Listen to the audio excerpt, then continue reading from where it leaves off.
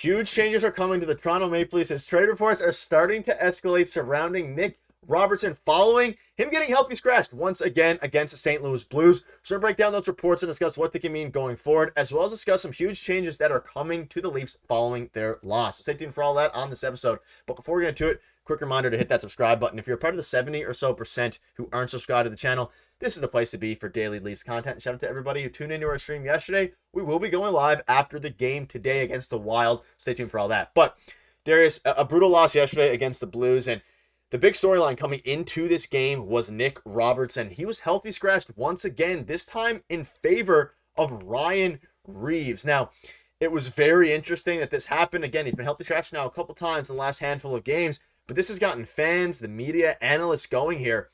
Regarding a Nick Robertson trade, you can see an article dropped here. Nick Robertson trade, no room left for the winger on the Toronto Maple Leafs lineup with two forwards incoming in Connor Dewar and Cal Yarncroc and some other guys as well. But what are your thoughts on this, Darius? It's very interesting because heading into the season, obviously Nick Robertson requested a trade in the offseason. The biggest question mark was, would they fulfill the trade? We saw some trade rumors. They quieted down once they signed him to the one-year deal. Now, after getting scratched, I can't imagine he's too happy with the Leafs. No, I don't think he is. And I mean, when you look back at the summer, like you mentioned, trade rumors were running rampant, right? And we were covering everything. And the question was, will he sign or won't he sign? And eventually the saga came to an end. He signed the contract. And I said at the time, he is a Toronto Maple Leaf now. I believe that he factored into their plans, and I thought he was going to play a big role on the top six. But that, of course, was before they went out and signed Steven Lorentz to a PTO. Obviously Max Pacioretty to a PTO, and obviously both of them converted to regular standard contracts. And, things kind of fell into place with a couple of guys on LTIR, but now that is coming to an end, right? Hakanpää, you made a video on it yourself yesterday, and Hakanpää's been activated off LTIR, obviously on a conditioning stint with the Toronto Marlies. Same with Connor Dewar, who scored a goal for the Toronto Marlies last night. So it looks like they're probably, gearing up here. They're getting ready. So where does Nick Robertson factor into this lineup? I'm not sure he does anymore because you know what? He's here to score goals. The type of player that he is, he scores goals. And I'm a big fan of his. And I wish he could continue to be a Toronto Maple Leaf. And I'm not saying that he's not, but I feel like he has to figure it out here pretty quickly. He's not playing in the top six where we thought he was going to, or at least, what we thought that the Leafs were kind of, putting forward in terms of a plan. And obviously he's playing in the bottom six right now or not playing. And he's being replaced with guys like Ryan Reaves. And I don't think that has much to do with his play. I think he's been playing fine. He's just here to score, and he's not scoring. He's not putting up the points, right? But I don't think he's necessarily playing bad. And we'll get to a trade scenario in a second because it could be heading that way. Connor Dewar is coming back, and I'm not sure the current makeup of this team will allow him to be in the lineup and be able to make a difference. Because if he's playing maybe half the season or less than that at this point, he's not going to be able to make a difference. And the Leafs might be sitting on an asset that can get them something that can be very useful for them right now. Yeah, and obviously Nick Robertson, you mentioned it, coming into this season, we saw hints of it last year with Sheldon Keefe. He was put in the Keefe's dog cage, everyone called it, and said, hey, this is the breakout year. You can start to score goals. He scored one goal in 10 games, and that goal was against the Columbus Blue Jackets, if you remember a few games ago, in their 6-2 loss. So it's interesting. The article drops that the case for a Nick Robertson trade, simply put, there's not enough space, and Robertson's ice-cold start paid him no favors for keeping a concrete place in the lineup, which is exactly what has happened. And from scoring 5 goals in the preseason to disappearing in the first 10, Berube had no choice but to give him a mental rest. Returning in Seattle was a positive, but was it enough? And this is the big point here, Darius, the second paragraph. Toronto could definitely benefit from trading Robertson, as not only do they have Connor Dewar and Cal Yarncroc returning, but Toronto also knows what they're getting in both players. That's an interesting point here. And again, the article is very accurate on this point. Dewar and Yarncroc, neither of them provide the same scoring upside that Nick Robertson provides.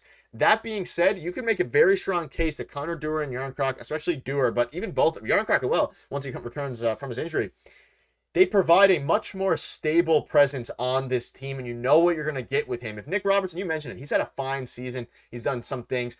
He's not a defensive player. When he's not scoring out there, yeah, he might not be a negative to a degree, but you'd probably, a lot of the games, even this season, rather had a guy like Connor Dewar who can be great in the PK, or Cal Yarncroc, who does things as well. So that's the case to be made here, along with the fact that you can get a decent asset, you'd hope, at this point for Nick Robertson that could do something else, because they have so many forwards and just depth players. Not going to be forward centers, whether you're talking about Pontus Holmberg, Bobby McMahon, now Connor Dewar. There's so many guys. Steven Lorentz had a goal yesterday. There's just a lot of players here, and I think Robertson is not scoring goals. there's other guys that can help this team win more than him. And there's other moves that could be made at the same time. David Kemp, we don't know what's going to happen with him, right? But like you said, a guy like Connor Dewar coming back into the lineup, it adds a little bit of purpose and identity, which I think Berube really values. I mean, that's been the whole thing through the summer when he got hired and exactly what he had in St. Louis. He adds a little bit more of that, right? And much has been said about, the last couple playoffs and the whole era of Matthews, Marner, and Nylander about depth scoring. I don't think you get more depth scoring in the playoffs by having Nick Robertson on your third line per se. I think he should be scoring, of course, and I like Nick Robertson. Maybe he should be playing higher in the lineup, but he's not producing. It's the fact of the matter, and he's being healthy scratched here, right? But I don't think having him on the third line adds depth scoring. I think it's the way the Toronto Maple Leafs have been playing the last couple of years. Their style of play doesn't allow them to score in the playoffs. Everything's on the perimeter, and other teams have a very easy time defending it. It's not having another scoring option on the third line. It's the way they play. So they're slowly changing that, and maybe Nick Robertson doesn't fit the makeup of this team because they want each line to have a purpose and a role, and I think that's fine. And I'm a big fan of Nick Robertson, but if we get to a trade scenario here too, I'm a big fan of this player as well, and I think he can certainly help the Toronto Maple Leafs right now, and certainly in your top six. Yeah, and again, you're a huge fan of Robertson. I'm not as big of a fan, but either way, we know that a trade is it's becoming more and more likely. Again, another article dropped,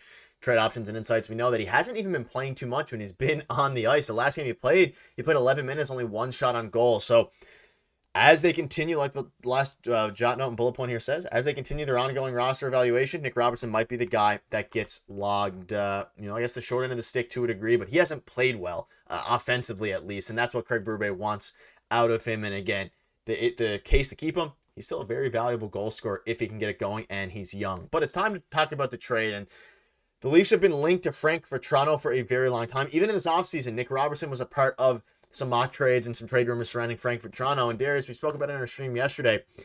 As the deadline approaches and as the weeks go by, maybe even before the deadline, we know the Ducks are going to be looking to shop Frank Vatrano. And if they want a young forward, obviously the Leafs would have to add some more things. It wouldn't be a 1-for-1 or anything like that. Frank Vatrano would be a very interesting player to get on this Toronto Maple Leafs team. 60 points last season with 37 goals. If you want to push your chips to the center a little bit, get an established goal scorer, might be the guy.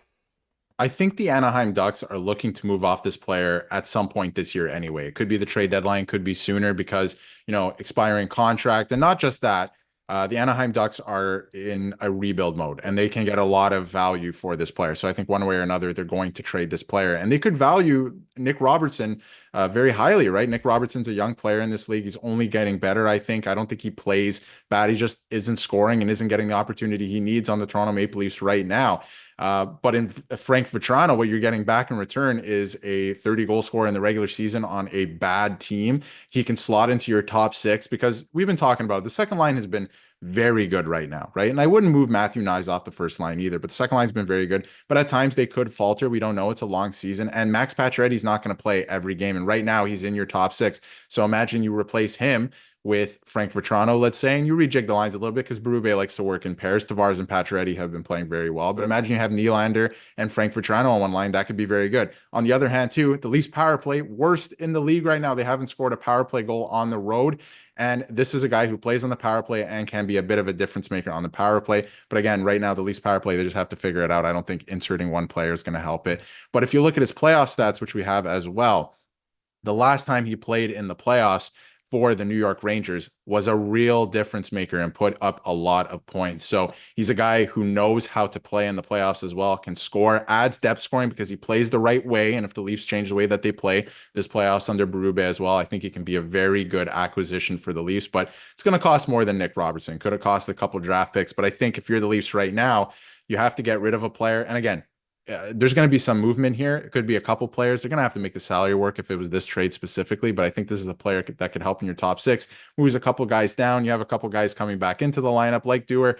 It can make the team a little bit more complete because right now I love Nick Robertson. I think he has a very high ceiling still in this league, but he's not getting the opportunity he needs with the Toronto Maple Leafs. And in the games he gets into this year, he's not producing. I still think he can get going. There might not be a trade. Maybe the Ducks don't want to move off of a player like this until the trade deadline.